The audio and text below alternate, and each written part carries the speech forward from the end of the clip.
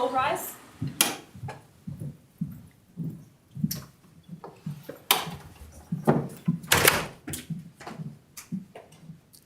Morning, be seated, thank you.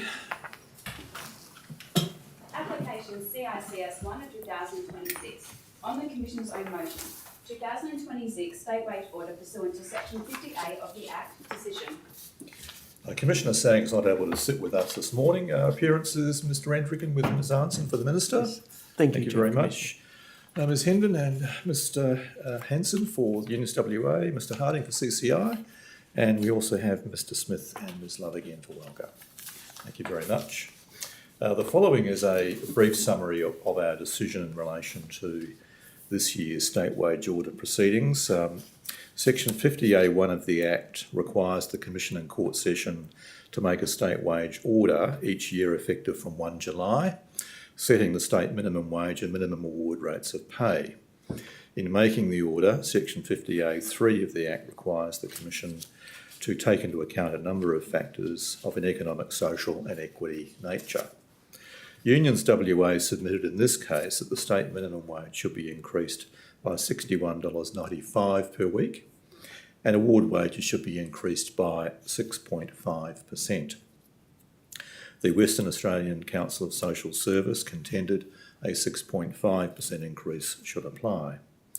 Whilst not specifying a figure, the Minister was supportive of an increase that took into account the needs of the low paid and was sustainable for businesses.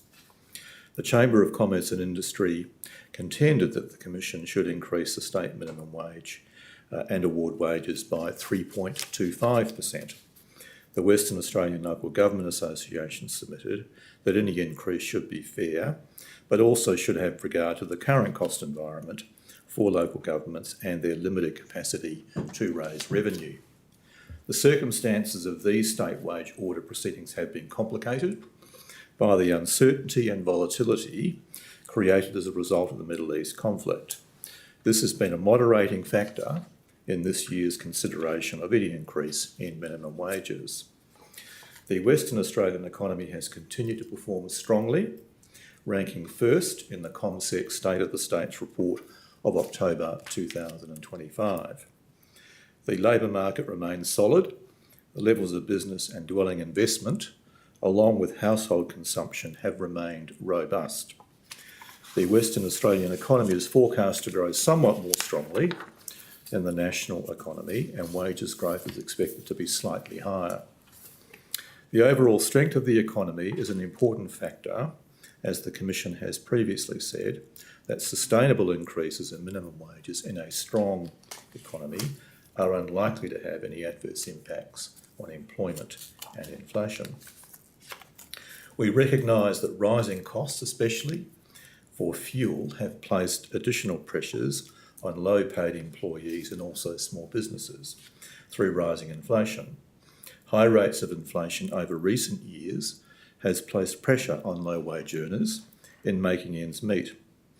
In 2025, the Commission awarded a substantial real wage increase by increasing the state minimum wage and minimum award wages by 3.75%, with the CPI for the 2024-25 year coming in at 2.8%. This had the effect of improving the position of the low paid and contributing to living standards of employees in the state industrial relations system. However, with the uptick in inflation in the second half of 2025 and the first part of this year, the benefit of our 2025 decision has been eroded. In all of the circumstances, and taking into account the requirements of Section 50A3 of the Act and balancing the interests of both employees and employers, we have decided to increase the state minimum wage and minimum award wages by 4.75%.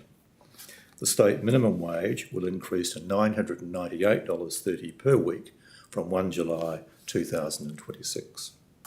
As to the decision of the Fair Work Commission in relation to the partial realignment of the national minimum wage between the C13 and C12 modern award classification rates, the Commission has not had the ability to examine this issue in depth, given the time constraints imposed on us by the Act in these proceedings. The Commission will, however, undertake a review of the relationship between the C13 and C12 classification rates under state awards in the near term. Consideration will also need to be given to relativities within relevant awards. The Commission will need to examine the best means by which these issues can be progressed, and we will revert to the Section 50 parties in due course for this purpose. We now publish our reasons for decision and minutes of proposed order. We should add that clauses 4 and 13 of the minute are subject to the Fair Work Commission order for supported wage system employees. That has yet to issue. When that amount is known, of course, that will be incorporated into the order in due course.